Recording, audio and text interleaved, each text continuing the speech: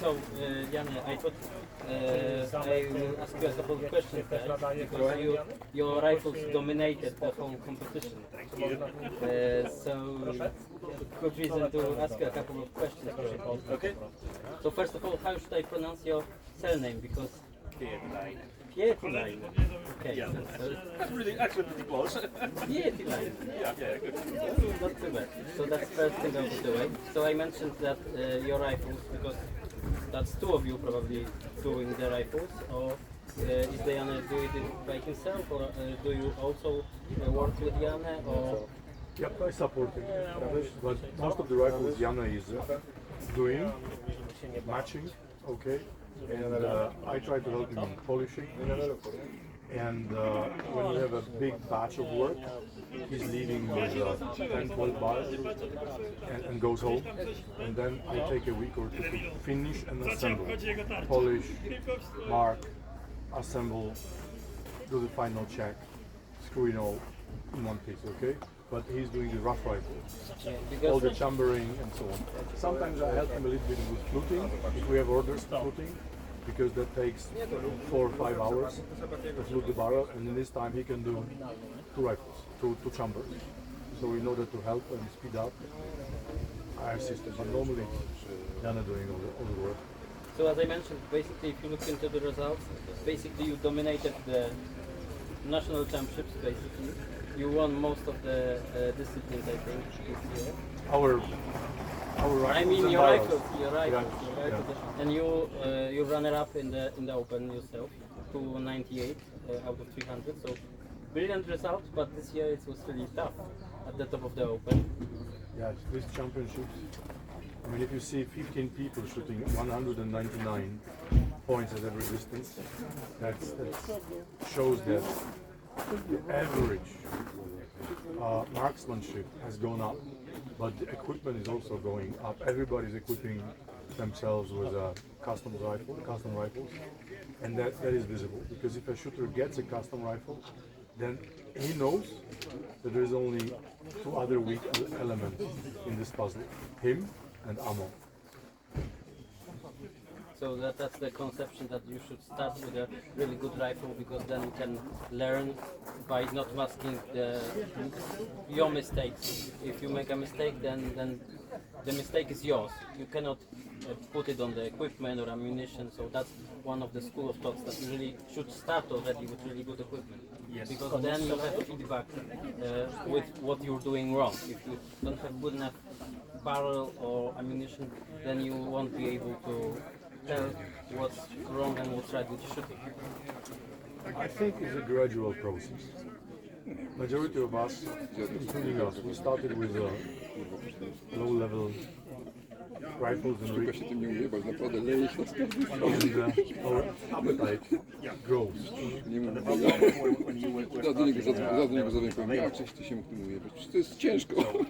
You had to start with the factory stuff. And then, as you are able to get the right medium and higher level stuff components, you can upgrade. Jest, to jest taka knajpa Czerwony Tulipan. Start this Pani adventure, fortepian, Czerwony fortepian, niedaleko stamtąd. No i ja normally economy później level, tańczą, reach a mija certain 10 level, minut, and idziemy. you W głowie mi huczy, idziemy. go higher progress, Jest and your tam muzyka progress była stops. różna, bo tam nie było dzieci, Then you tam make nie a są dzieci, tam economical dorośli też żadnych decision. dresów nie ma. Upgrade an existing rifle, Selekcjonowane towarzystwo. 5 to 10,000 zlotys. Ja to nie przypomnę. Or you build a custom rig, but also in Nie custom rigs you ciągnie can w takim build miejscu. fantastic Siadłem custom sobie, rigs 3 razy po mnie przyjechał, no chodź that zastaw, will zastaw. be relatively Kończy, że tam economical, sporo znajomych, kiedy jakaś znajoma przychodziła, wzięła mnie na very górę, good tam actions po like pociągu i Pika, tańczymy, myśmy Pika, gadali, X. to ten się znowu zaniepokoił, że znowu mnie nie ma, nie, że poszedłem gdzieś tańczyć, szukał, ja patrzę, lata po tej sali, szukam, nie, and kurwa, around macham those mu z actions góry. people were building custom rifles, Jest, and they kochany. shoot beautiful, fantastic. So you can also have a custom rifle that does not cost, like tens of thousands. Nie, a wy zawsze, jak jesteśmy, to zawsze, ja o pierwszym mówię, idziemy, Or if you are, z pierwszego słowa. well off enough, A pamiętasz say też, now. co nie? Też mówię, I'll put the benchmark here with equipment, and then I'll progress. krewetki się na mnie patrzą. So what if you would be Ale wiesz, my given an samego order chcesz w to domu, build a a ty rifle coś like zjedz, coś czego nie masz. No. World Championships level rifle? Nie, już się, ja i tak odpuścił. What component would you Mówi, choose uległem ci, currently at the namówiłeś mi, moment? uległem What ci. Mam kind parę of rzeczy action, gotowych. what kind of barrel? Leczą u mnie zaczął What caliber would you choose? O, no. Bo normalnie jak zobaczył F- po mazie, to co sobie mówił. Yeah, it's like this evolution. I się nie I pytaj. think the person that knows most about quality of components is Janne. So I would ask Ja him go to answer napchałem this question. pierogami jeszcze, kurde, wiesz, zjedliśmy w piątek At the i w moment sobotę, we have wiesz, to jeszcze drugie tyle. components, No but to pierogi to powiem ci, jak mu się uszy if I często. had free Jeszcze hands, mój barszyku I dostał, would to choose a bar knife, a trigger, or butt line. There's no ale on powiem ci też dobrze gotuje. Ostatnio jak byłem, wracając z Gdańska i podjechałem do niego, to takie zrobił kurczaczkę dobrego. Naprawdę. To dobrze gotuje. Iza w ogóle nie. quality aluminum. Ale nie, to Iza zrobił tam jakąś jedną rzecz i też było dobre. Tylko no, pewnie czasowo, I no. ona mówi, że nie lubi. or a probably be the Joe West or other laminate chassis. The chassis is like it's a personal preference. What do you like? I am shooting like kind of the low level chassis, MDT Oryx, and with a little bit of modification, bedding and such, they perform just magnificent.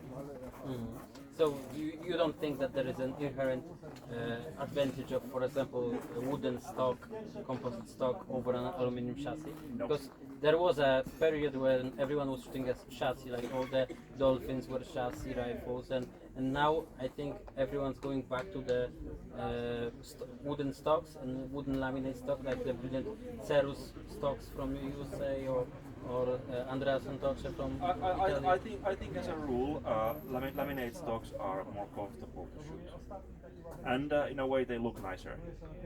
They look professional, like competition stuff, and top level aluminum chassis, they are just tactical, and they are kind of built for another purpose. And you try to make them shoot F open from the rest, yeah? Yeah. There's a little bit modification needed again, and for example, with AI, you get a bunch of unnecessary features. Over here, you don't mount a night vision or lights or anything on the rifle. It's just like bare minimum barrel action scope, something to hold it on. So from the weight point of view, because the weight limit is 10 kilograms, Yeah.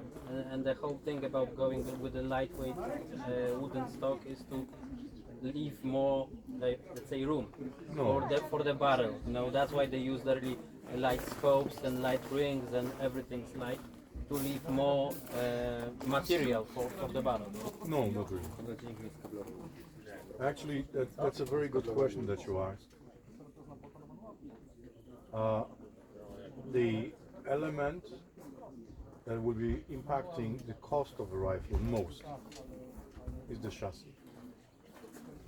But like Janne said, you can get an Oryx that costs $500 gross in Poland, and it's a perfect chassis where you can get a score of 299 easily with a solid medium to higher level action and a good trigger or butt line, or whichever barrel.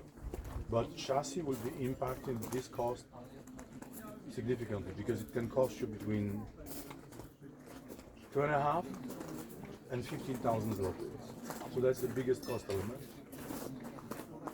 The look and comfort of shooting the rifle is extremely individual. I personally prefer tactical looking rifles. But in sports competition, people like wooden and composite stocks because they are pleasant, nicer, you can give them a different finish, and they are more used for rests and even comfort of hugging, taking a position. I would say it's personal preference. The type of chassis you should choose is your personal preference. Precision connected to chassis, I wouldn't pay too much attention because if a good gunsmith takes such a chassis, regardless if it's aluminum, composite, carbon, if he makes the right kind of inlet or bedding, any chassis will shoot perfect. So I would not pay too much attention here. I think that the most important element for precision shooting would be action and concentricity of chambering. and the right professional make of a competition ring. So regarding chambers, how tight should the chambers be? Because as you know, I'm shooting factory rifles. I'm trying to build a custom, but there is always something in the way. My rifles are factory, and they have from massively huge chambers like the 308 shoot really well. Like I had like 0.5 MOA whole competition in FTR, which a chamber that is really loose. Like the tolerance on the neck is 12 thousandths from the loaded ammo to the shot brass. It's like 12 thousandths of gas. And this new one I just got, I shot yesterday. This is very tight. For a factory, I was quite surprised because there is only 1.5, maybe 2 thousandths of slack between the loaded ammo and the chamber. When I measure the fired case, it's like 2 thousandths of stretch from the loaded ammo to fired case. In my opinion, the tightness of the chamber doesn't so much affect your accuracy. If you have a loose chamber, it just makes your reloading a little bit more difficult because you have to think about it. If you leave some area of the neck formatted so that the neck area will center the cartridge properly in the chamber. But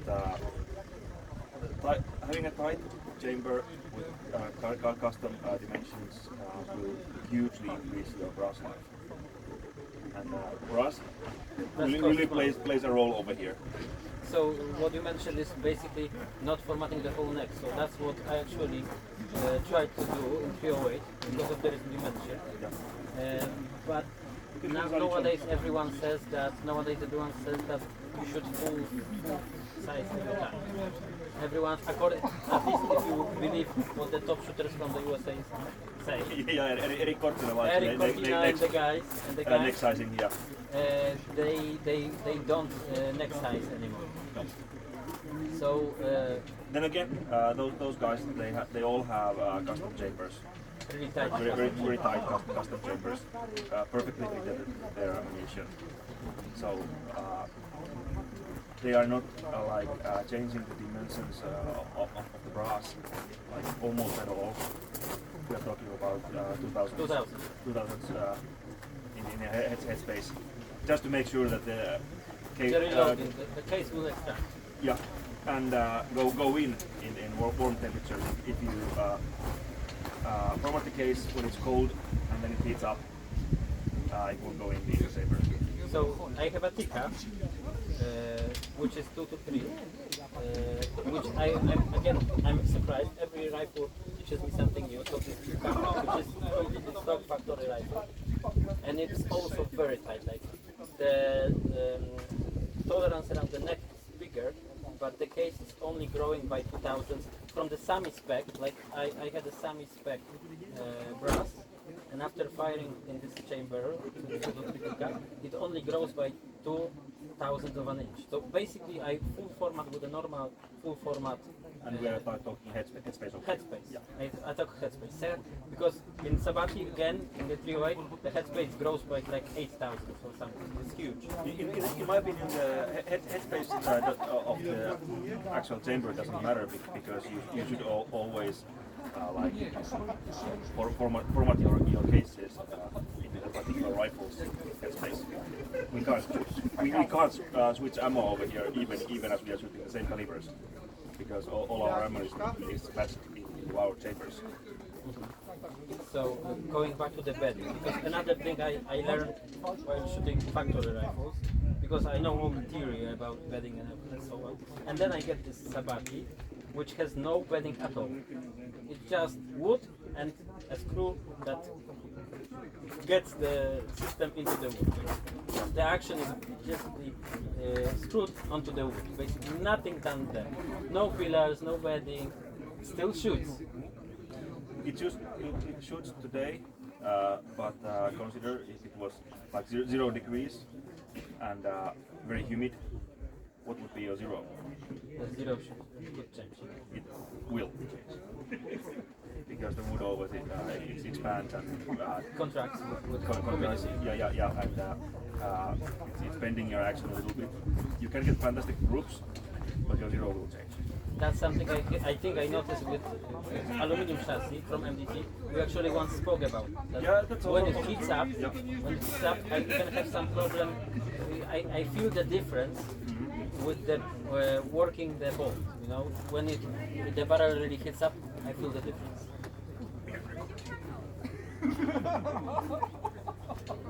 So have you noticed? Because obviously another factory chassis, another factory action. So basically it changes as I shoot. With short strings, 5, 7 shots, everything's fine. After 7, 8 shots, the group starts to creep up.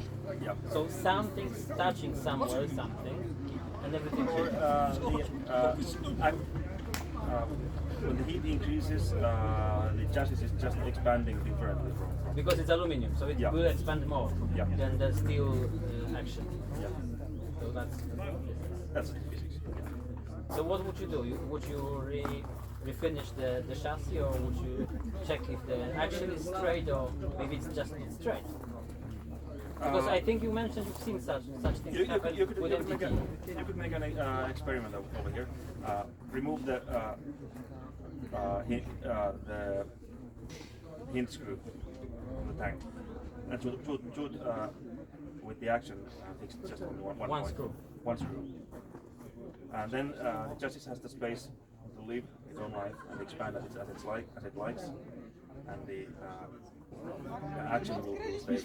So MDT is quite specific, and Savage is quite specific, because they say, actually, there is an article somewhere on Accurate Shredder about tuning the rifle, tuning the load, using the screws.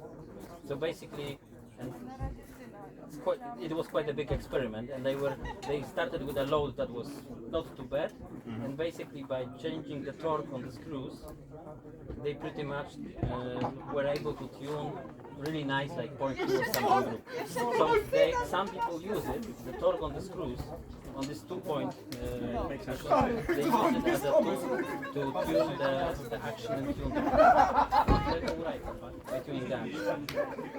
So that's something, but that takes a lot of time, ammo, components, and so on. And you would have to have specific, perfect conditions to know if it's not close for the window. But theoretically, you could do. Do you believe in barrel tuners? Yes, in two ways.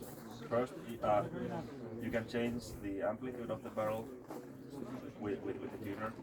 Basically, there's always a whip effect. So I know tuners because I used to shoot a lot of sports shooting, like SSF sports shooting. Yeah. So they pretty much everyone now uses in small bore. They use these long tubes.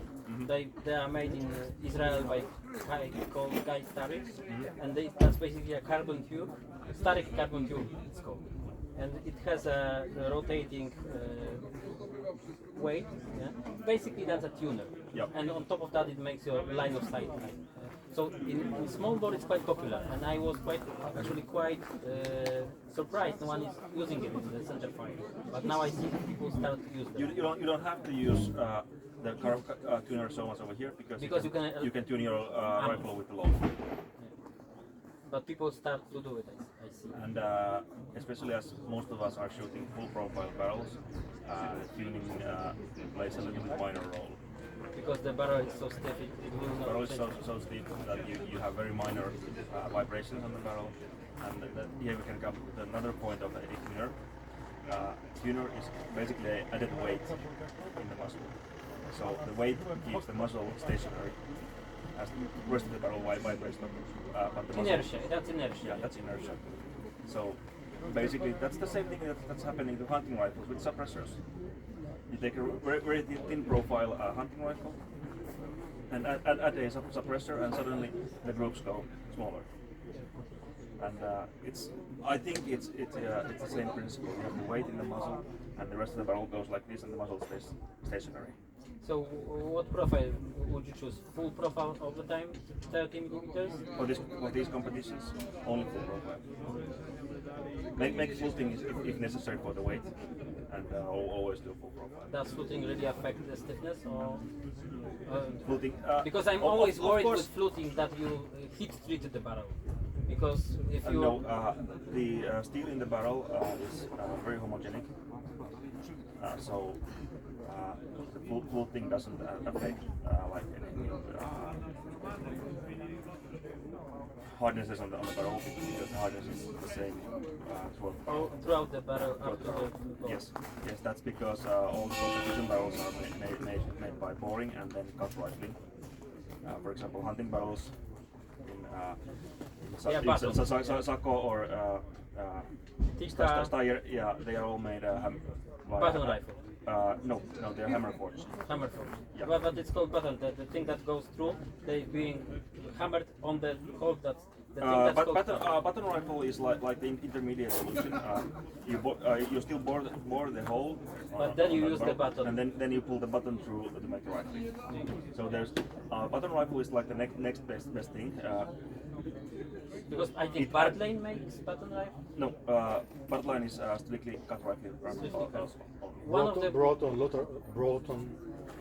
Lothar rifle, they use button rifle. Hard. Someone from the top companies, either Hard or because Hard is not popular in Poland. You know Hard barrels. Yes. Brooks. No, Brooks is cut rifle. We imported some Brooks. Yeah, you have Brooks. Basically, people are saying that the button rifling gives some additional hardening on On the inside. on the inside. Which they should last longer. Like So they should Sako they last. maybe they should last a little bit longer, but I don't really see the difference over there. A fact is that the button rifle barrel is smoother on the inside, so it requires less shooting in. But that's also, I think, modern techniques to finish the inside of the barrel makes it so smooth that there is no difference. So another good question, because lots of people in Poland don't believe in barrel breaking. I should. You always have to break in your barrel, always. That's what I say, but no one believes me. They all say it's not good. You don't have to break in the barrel. And actually, this weekend I think I've witnessed breaking in the barrel in the night. Because when I came here, it had like 100 something shots done, and it was shooting 0.4 MOA at 100 meters. And on Friday it was still shooting so average. And Saturday, every distance was better. Every consecutive distance, the group size shrank. So now I have like 20. I would think that that's just carbon copper build-up. If you clean your rifle thoroughly after this competition and then go shoot, shoot like crap probably again.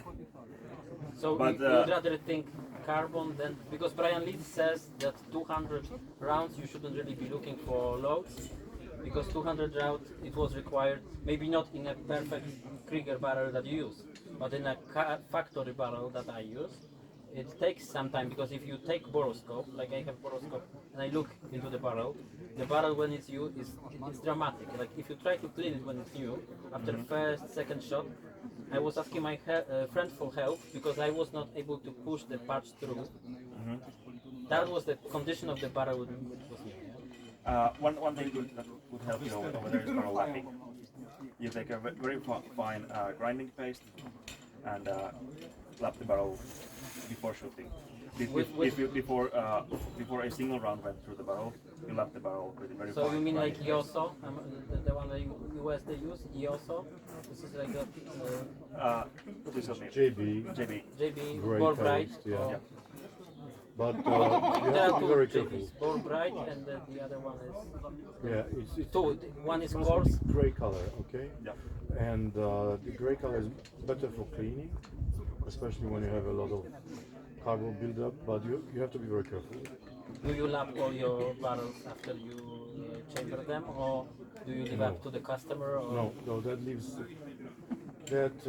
we leave it to the customer, because lapping a barrel after making the rifle leaves the producer with a lot of responsibility.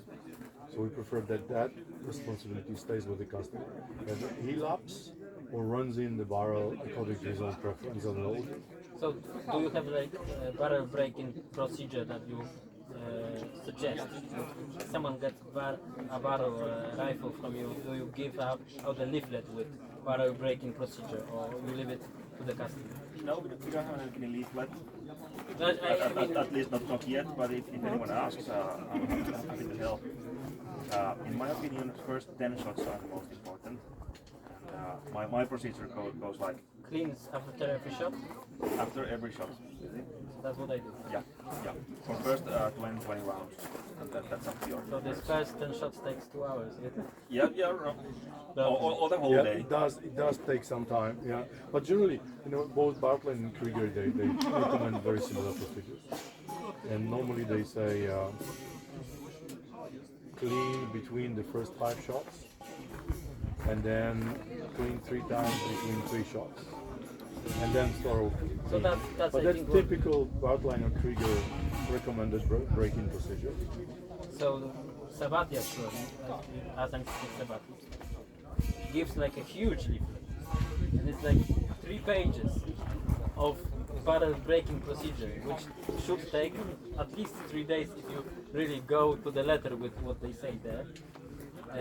Probably because their barrel is not finished at the factory as good as it should be finished if you pay for a barrel as much as I paid for the rifle. Yeah?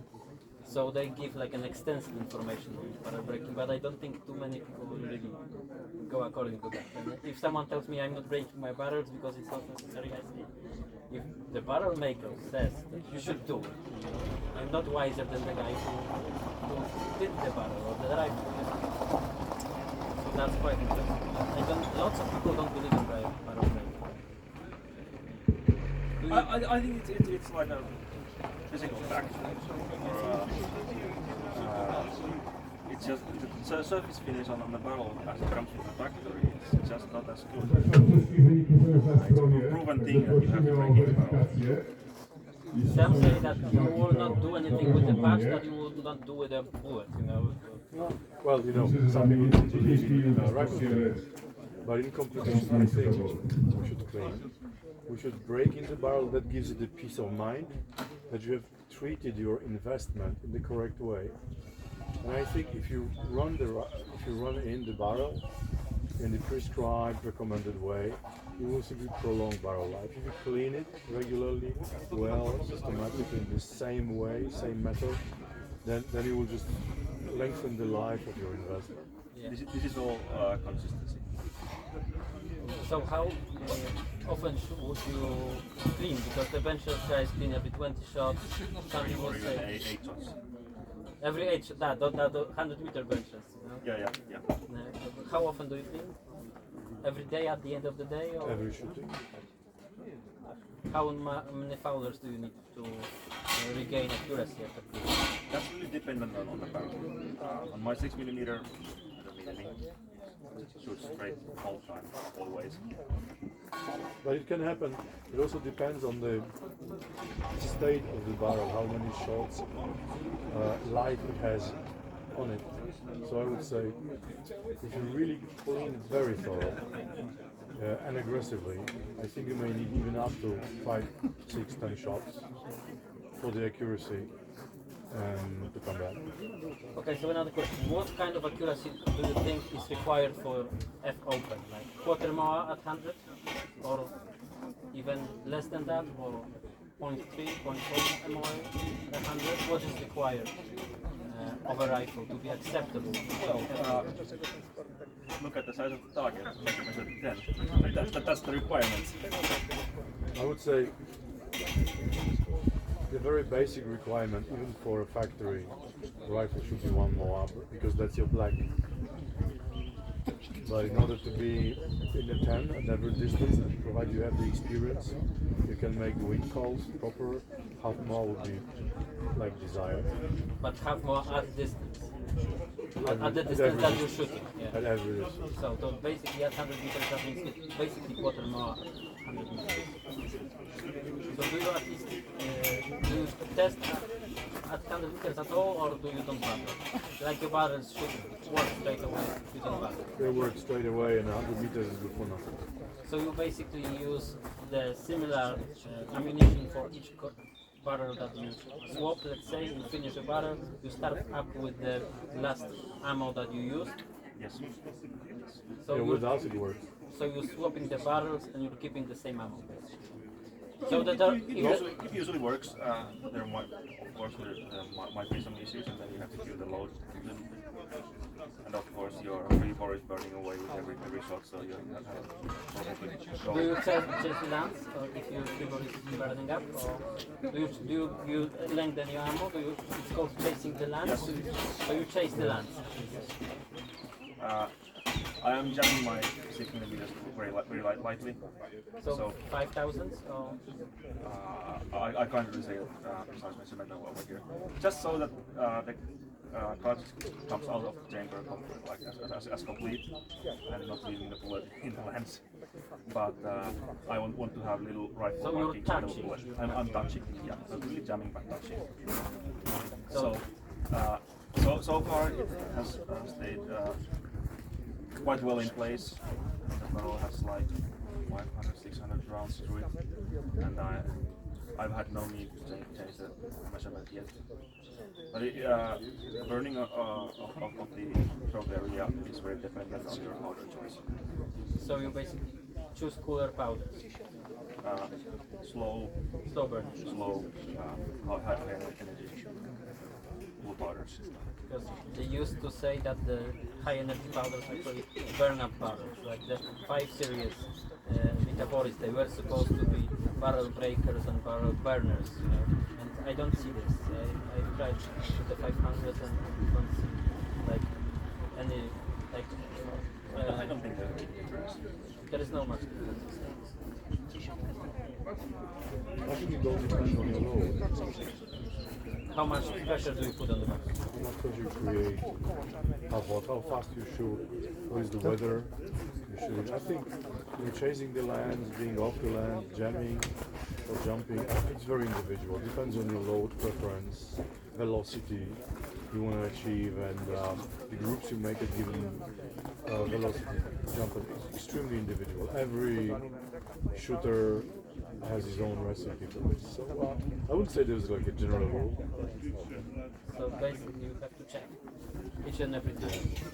What would you guess the, let's say, mileage of 6.5 47 Lapua, 2,000 rounds?